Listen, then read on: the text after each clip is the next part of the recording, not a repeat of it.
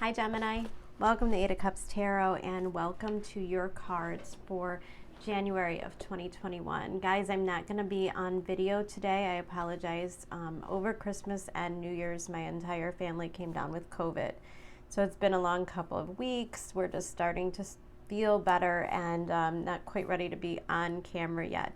Will tell you, COVID does some strange things to your skin. I don't know if it was just maybe the dehydration or what, but my face is kind of really dry and irritated right now, so I'm struggling with that. But we are getting better. I don't mean to complain. I'm just glad that it's over. So a couple things going on as we start our new year, and I know that we are all looking forward to 2021, or at least looking forward to the fact that 2020 is over. Now, I just want to explain to everybody that it's probably best to curb your expectations for a couple more months. Things will probably still be pretty traumatic. A lot of unexpected things occurring in the first couple of months here. January kind of sets the stage for February, where we have the first Saturn-Uranus square, which is a pretty big deal. And it's kind of the overwhelming theme of 2021. And the thing about that for you is it's a 9th house square your 12th house transit. Pretty mental here. The 9th house is, our beliefs, our goals, our aspirations, the things that we associate with. It's our higher being, our higher calling. So it could be associated with going back to school, or it could just be your cultural beliefs. It could be travel, but it's very mercurial house. Now, it is the house of Sag, and Sag is representing your 7th house, hosting the South Node. So it does have an element of being about who you are with other people. The good news is all of that action with Saturn and Jupiter has moved out of your 8th house, but still in January there's a heavy influence of Saturn because of that 8th house. So you're still going through some of those same issues.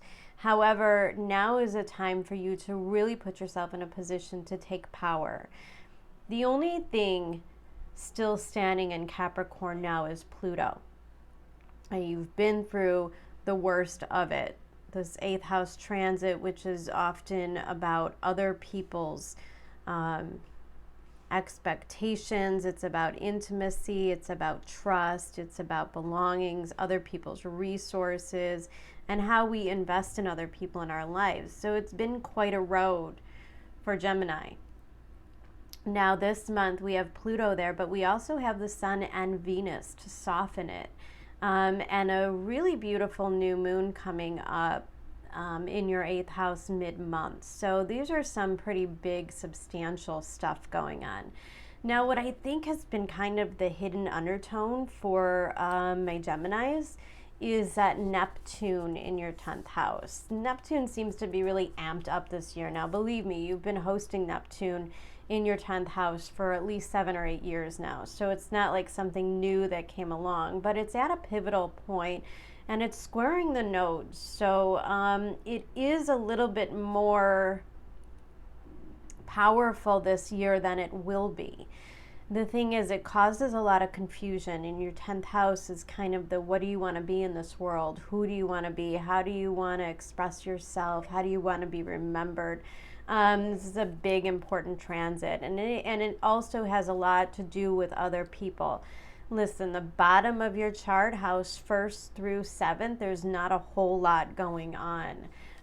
Everything is really about your place in the outer world, your relationships, your destiny and your path right now. This is a really important time for Geminis.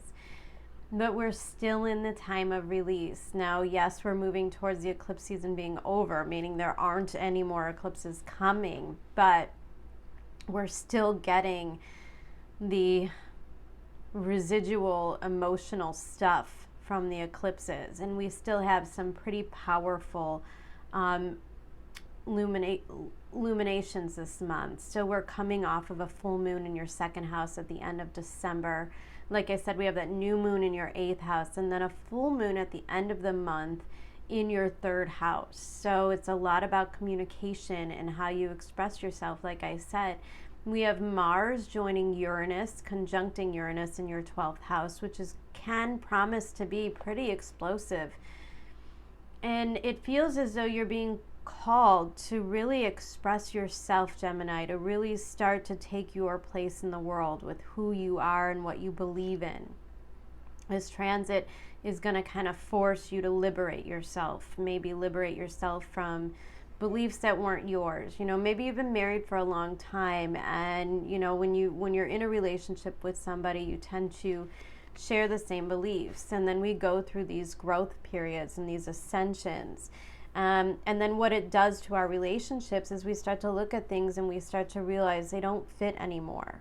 Just like clothes, sometimes we can outgrow our positions in our life. It happens a lot with our careers as well. We could have really worked hard to get to a certain position or path in our lives, and then suddenly we no longer really resonate with it. And we feel lost, looking for something else to kind of fill the void of what it was once for you. There's a little bit here about having to operate within the dark, but I think what the universe is trying to do is to show you what the things are in your life that really do hold meaning for you. Now, you're coming out with a King of Swords, very similar to the Aquarius reading, and I think this is going to be pretty clear for a lot of my air signs. This King of Swords is kind of really taking the future seriously. There is no doubt that Saturn and Jupiter joining together in your 9th house is a reset of your beliefs. It could even be a reset of where you want to live. I'm seeing a lot of signs, and one of the big themes this year is migration. So some of you may be considering moving to another state, maybe making some major career changes. Whatever it is, there's a feeling I get from this King of Swords of kind of an overall evaluation. I think when you start to feel this 9th house energy, there is an element of judgment about it. Also a Libra energy. There's a reviewing of the things that you own in your life, what still resonates. There's a kind of an inventory of the people who is still of quality, which relationships hold a lot of quality and which don't. I think 2020 has kind of put us all in this place where we have to really look at how we use our energy. This was a big thing for you with the 8th house. Time is one of our resources. And when Pluto's there, it talks about where you give your power away. And so some Geminis may have felt suddenly, well, not suddenly, but all throughout 2020, that you were probably giving a lot to something in your life that maybe wasn't giving back anymore. Maybe it just didn't resonate. It didn't feel as good as it used to. This could be, again, relationships, jobs, friendships, however you want to look at it. There's definitely elements of change occurring. And when it's an 8th house thing, it happens within first, and then things start to happen in the outer world. And that's what this is, the culmination of everything in 2020 as Saturn and Jupiter moves into your 9th house, and you start to step into this new identity, who you are now that all of that is over. January and February are kind of like fast forward movement into the new identity. So it's kind of like ready or not, here we go. Now, I like what's going on here. Your first 2 cards out is the Fool and the 5 of Pentacles.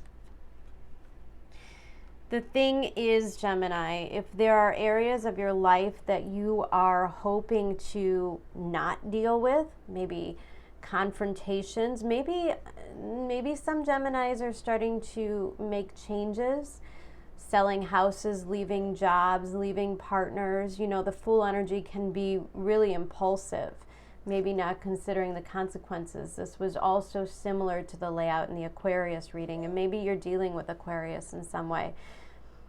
But again, the Fool represents, kind of foolish behavior. Where didn't we make plans? Where did we do something impulsive? maybe during the full moon, maybe during the holidays, maybe with this Mercury conjunct Pluto at the beginning of the month, maybe there's been some things said or done that really can't be changed. When you are looking at the Five of Pentacles, certainly the first thing I think of is maybe making some mistakes with your finances and having to deal with the consequences. Five of Pentacles is kind of when we put ourselves out. So if you've overspent, maybe you've made commitments that you realized you couldn't keep. Again, this theme can be anywhere from love, relationships, to career. The Fool can kind of jump into agreements. They can kind of jump into relationships without really taking things very seriously. And so maybe this is some Geminis that jumped into a relationship kind of keeping it casual. And maybe not understanding what actually was occurring for the other person. This is kind of like wanting to run away from problems that aren't going to go away. So if you jumped out of one relationship and into another, this Five of Pentacles, this lack mentality, whatever it is in your life where you feel like you don't have enough, or you feel like you aren't enough, or you feel like you aren't good enough, anything like that going on in your life is going to continue to rear its ugly head until it's actually dealt with. In other words, you can find another job, you could find new friends, you could move to another state. Those issues will follow you until you deal with them. And there might be some Geminis that have had to kind of call themselves on their own shit in the past couple of months, realizing that maybe they were just running away from things and not really dealing with the initial problems. Mercury conjunct Pluto it's a pretty big deal, and although it's not a very long transit, its remnants can kind of last for a very long time. We could say things that we regret, we can do things that we regret, but ultimately it does put us in a new position. Now, your archetype card is that of the medallion, and I can't help but notice the hand, right, with the reaching. The hands are very symbolic for Gemini. You guys are known that mercurial, turning things into physical stuff.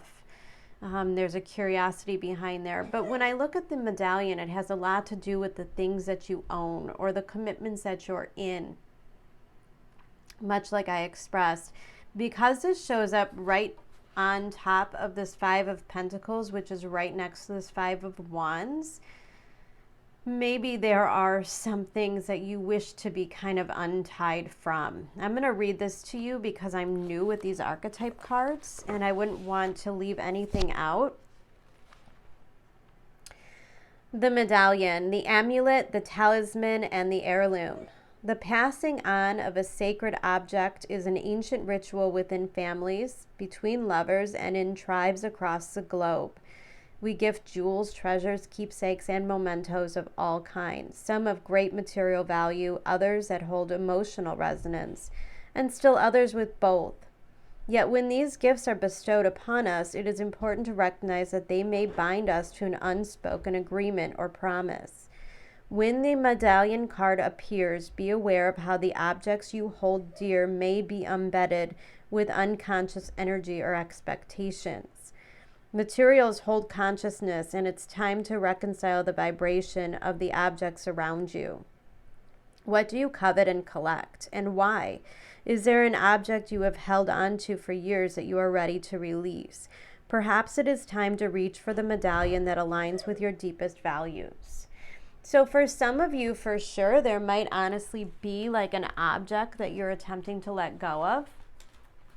I've been seeing, like I said, a lot of moving. So maybe if you are trying to unload real estate of some kind, or sell a car or an object, or maybe even a family heirloom, maybe there is something in your physical presence that you feel is kind of bad luck or jaded. And if that is so, then the message is to certainly do what you need to do to clean your, to clear your surroundings of it.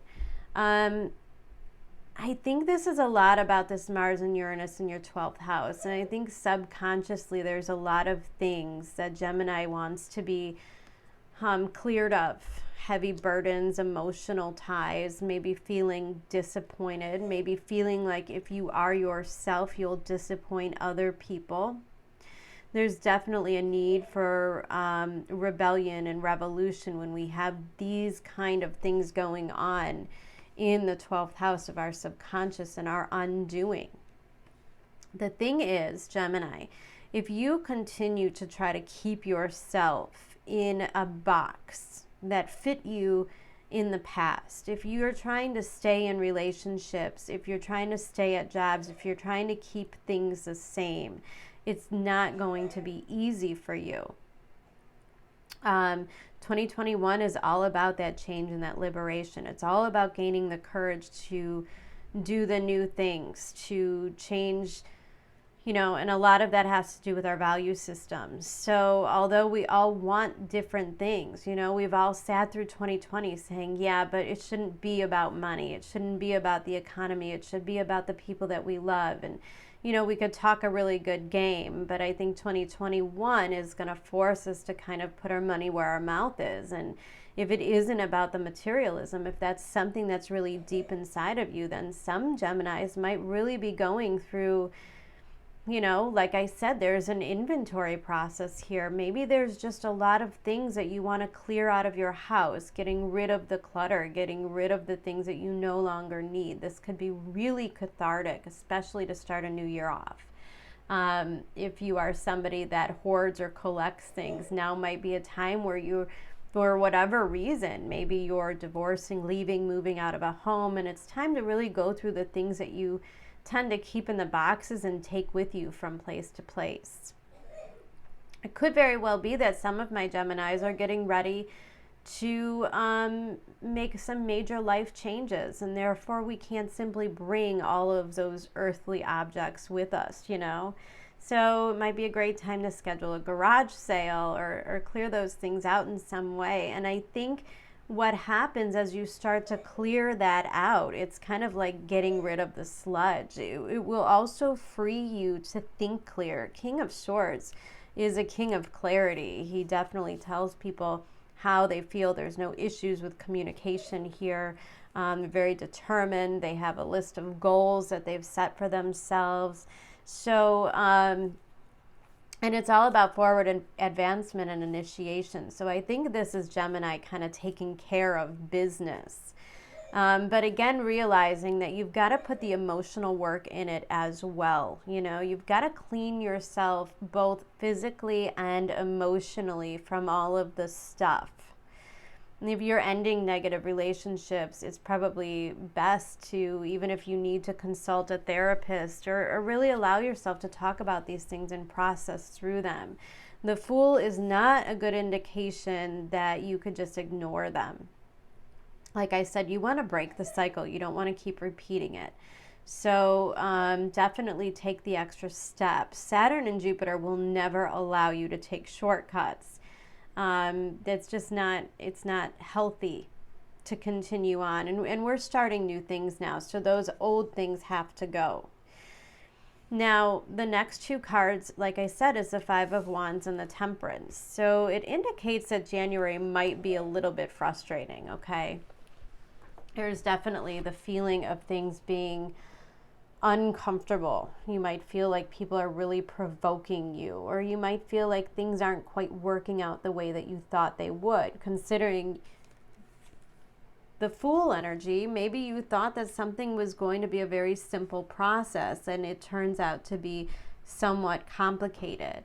If you are in the process of selling or leaving a job, selling a home, making some kind of a major life change, it just might be a little bit more frustrating. And the Temperance card suggests that this is a good time for you to be a little bit more patient. Now, the Temperance card is a card of Sag. There's a lot of fire between these two cards. So if nothing, the things or the people that are provoking you are going to serve you well in a form of inspiration. It's a really good time when you're in the King of Swords to, again, kind of take note observe people, watch their behaviors. It's not necessarily a time where you have to be super forgiving or understanding. That's not really what temperance means. But it does mean that it's a time to let people show you their alliances. Let people show you who they are and what they intend to bring to your life. Now, there is an element of materialism here, and I think that is changing. So if you're in relationships, if you're searching for a job with the highest pay, you're probably not going to get what you're hoping. If you're selling a house and you're hoping for the highest offer, it's probably not what you're going to get. I don't think you're going to quite come out with everything smelling like roses, but I think the struggle is meant to teach you a lot about the process. It's meant to teach you a lot about how you want to handle the rest of your life going forward. You know, maybe not jumping into things, maybe not agreeing to things just because they made sense financially, and listening a little bit more to your inner voice and what you want next. There's definitely, as we all go through this Saturn-Uranus square, there's definitely a changing of the collective. You know, like I said, our priorities are going to change. It's really not, and it's not going to happen overnight, but it's no longer going to be about who has the biggest house or the most money. Like, those won't always be the priorities. And I have a feeling Gemini is starting to understand that. Things are changing and moving towards maybe some different stuff in their lives. Maybe you're meeting a new person and you're hesitating getting to know them better, or moving the relationship into a more for sure place because maybe you're judging them a little bit on the amount of money that they have or the way that their life is. These are always 8th house issues. So pay attention to that. And I would definitely say if you're making decisions in your life based upon finances and value, you may want to look at the deeper issues. It may not be what it's all about this month. And I certainly don't want to see you passing up on anything that could be really beneficial for you just because it's not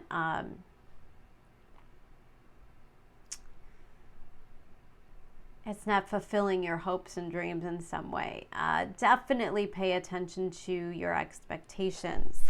Now, I say that because right above the Temperance card, you've got this beautiful card, Show the World the Real You, Full Moon in Aquarius. There is no doubt we are in an air energy right now, and it's all about authenticity and being yourself. So any Gemini that's wearing any kind of false masks, like I said, this is a you that's still in that career that no longer fits. This is a you trying to hang out with friends that you don't even really like anymore. This is you staying in relationships because they put you in a place of status or convenience or, financial security, and yet you're not happy. The thing with this Uranus and Taurus is that our happiness, our subconscious ability to be comfortable with who we truly are, to be comfortable in our own skin is what's going to ultimately win through. The rest is going to be a process. How much are you willing to show people? Remember, I said this is all about other people and how you relate and act to others.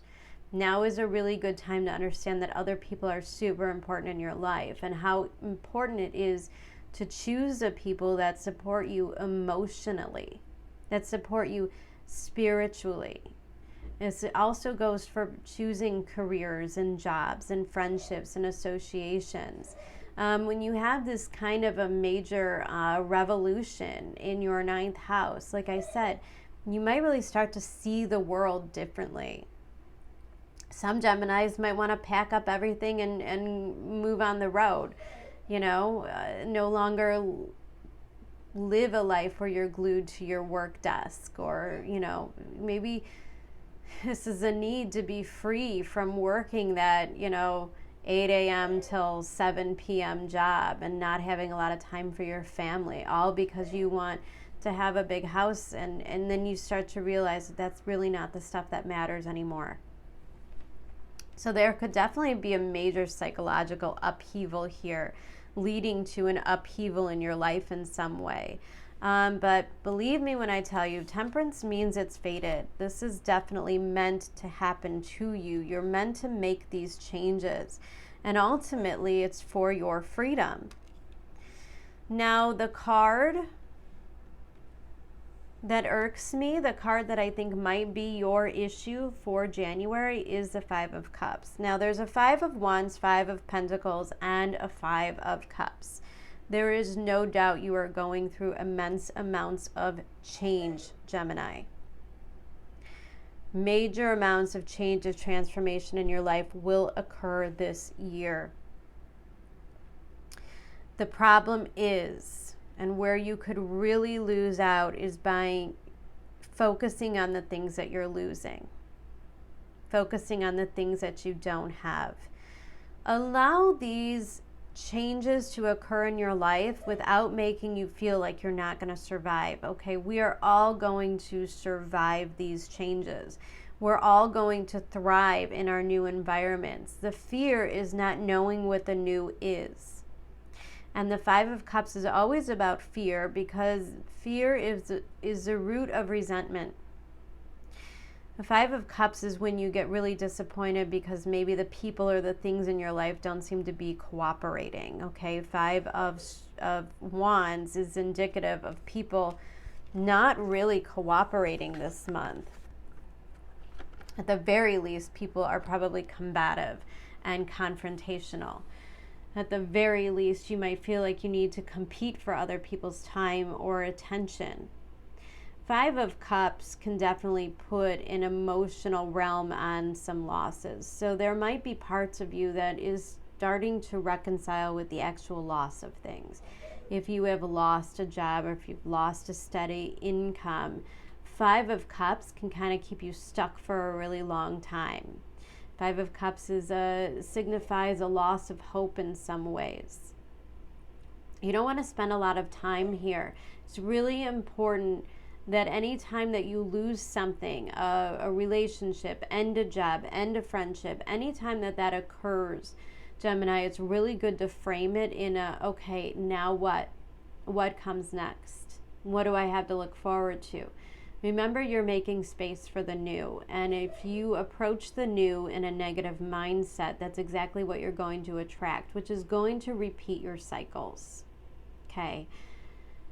This is kind of Gemini being stuck between a rock and a hard spot, because again, some of you might be wanting to really make some big impulsive changes with that Fool energy. And yet there's a fear of what happens when you actually let go. Am I going to regret quitting this job? Am I going to regret leaving this marriage? Am I going to be able to pay my bills if I get this divorce? You know, all kinds of stuff that's going on here mentally in our minds. Can we make it? Can we do it? Will I be able to survive? It's creating a stronger character for you. And it's forcing you to really start to believe in yourself. That's what happens when the extenuating circumstances don't quite pull through, which has been what the past several years of Saturn in your 8th house has been about. Who are you when it's only up to you? What are the decisions you make when the only person that matters is you? Now, sometimes these transits can make you feel like you're really alone in the world, like you don't have the right people, you don't have the right partners, you don't have the right friends, there's not a lot of people that you can talk or confide in. And you might feel as though you're very alone and don't have a lot of emotional support. Above this Five of Cups card is card number 16, All That Glitters, which is breaking down to a 7, also indicative of divine timing with that Temperance card.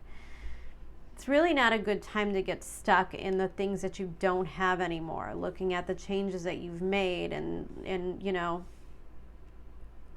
paying a lot of attention to maybe a much smaller number in the bank account, maybe less security that you had. All That Glitters is kind of a funny card. I'm going to read it to you. A need to see beyond the superficial, the desire to don a mask or dress something up to disguise its true nature, trying to be something you're not, or chasing after every sparkly new thing and being mercurial. Okay, well, it's hard to tell a Gemini to not be mercurial, okay? But you do have to start looking at life a little bit differently than just adding things up in a bank account, or looking at the people that you tend to want to be in relationships with of any sort and wondering what they can offer you. Where does this get you? Is it lucrative to be friends with these people? You know, maybe you've taken on more of a networking outlook in your life, and maybe at some point you look around and you see how very few people you have that you're emotionally invested in. It's only human to want to adorn oneself in trinkets and paint a pretty picture of oneself. It's natural to want to acquire the trappings of status or to deny them as a statement of rebellion. But if it sparkles, is it better? Whether it's a fast car, a big house, a title or a position, the stamp of authority, or the sparkling of diamonds, these icons let you know something about a person, place, or thing. Or do they? The truth is that people seek to acquire things because of what they will do for them and how they will symbolically elevate them and make them more attractive. This card signals that it's time to see beyond the adornments and probe underneath the surface. Learn to recognize the masks people wear and the motives underlying them. Imagine that's all that glitter is gone. Would you still desire the object or the person? Now the final outcome is that of the High Priestess. So there's more to this story. I wouldn't really... January and February are not going to be a really great month to make some major decisions, okay? If things are already in the works, you might want to just go with the flow. If things aren't working out, maybe just come to terms with the fact that they're just not meant to right now, because the High Priestess is definitely indicative that more information is on its way. It's also indicative that you will be in your best position if you could kind of, I always say with the High Priestess, turn everybody off. Turn off everybody's opinions. Maybe don't ask so many people. If you have plans, maybe keep it to yourself for the month of January. It doesn't necessarily mean forever, but I certainly want you to start making decisions based on what your heart truly desires, based on your intuition, and not fearing what other people think or what their reactions will be. Also indicative that you're going to kind of be, and it's very likely with this 12th house transit, Uranus and Mars, there could really be some psychic stuff going on for you. You could be having dreams. You could be having some psychic visions. You know, the veil's very thin in the 12th house. So you might even be having support from people that have passed on. You know, maybe you're getting dreams or messages of some kind from people that have passed on in your life. I wouldn't look at it like you're crazy. These things really do happen, and these are, you know, angels guiding you. I often tell everybody too, when you go through major life-changing events, sometimes the universe sends you people to kind of confirm you're on the right track. This has happened to me several times in my life when I was going through major transitions. I would just meet a stranger and have a really peculiar conversation where I know the universe wanted me to look at something differently, or the universe wanted to tell me everything was going to be okay, I was doing the right thing. It's a good idea to kind of have that outlook for the next month or two. Now, this is a card of Pisces, so it's indicative that it's time to surrender, okay? There will be losses. They don't have to be painful. There will be change, so it will be items and people and things in your life that have just come across their expiration date. It's time to let go and to allow the new stories to come in. And I think intuitively you know that. I think you're following your gut processes here. Like I said, it's not about other people's opinions. So I think you're somewhat protected. Now the overall energy for the reading is the Two of Swords and the Four of Cups. And the Six of Pentacles and the Lovers. My goodness, there's a whole story here, Gemini. There's a whole story here. This is all about making a decision. And the thing is, a decision may have to come from a place where you don't really have all of the facts or figures, especially because it's right over this high priestess. You might have an inkling or a premonition about something or someone. Definitely go with it. Trust your inner mind this month more than anything. Four of Cups is complacency.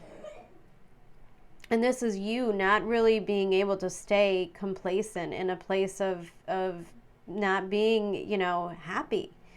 The Four of Cups is complacency. It's all about, staying in that relationship that you're not really happy in, or staying at that job. And I think this is you leaving this Four of Cups behind. And Six of Pentacles tells me that there's a lot that you have to offer. This can be indicative of learning the lessons that you needed to learn and transmuting it into something really beautiful. There's no doubt, Gemini, that you are getting yourself on a path of destiny. There is no doubt that you are headed in the right direction by allowing yourself to let go of some of this heavier, more material kind of 3D stuff. So I'm going to leave it at that. I wish you guys the very best this month. I hope it's a wonderful January. I'll be back for your mid-month love readings, and I will be seeing you soon. Take care. Bye.